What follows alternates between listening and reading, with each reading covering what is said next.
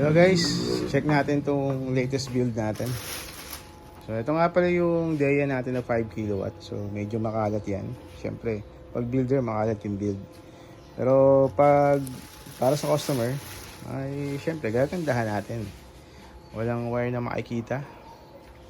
This one is parang the same din ito. Pero this is 6 kilowatts Deya hybrid on grid. At kompleto po yung ating safety devices dyan.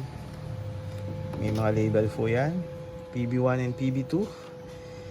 DC SPD. Nandito yung sa AC side. Main ng Meralco, grid at load.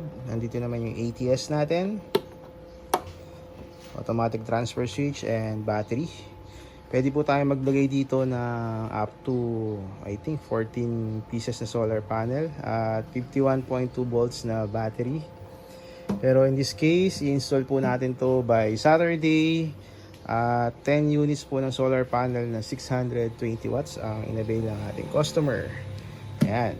So gumastos po siya ng mga around I think 315,000 all in all. Pero labor lang po yun sa akin.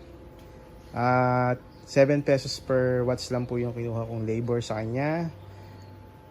At lahat po ng materyales ay siya ang bumili. Tinulungan ko po siya kung saan siya pwedeng makapurchase ng mga murang item. At inassemble po natin dito sa bahay.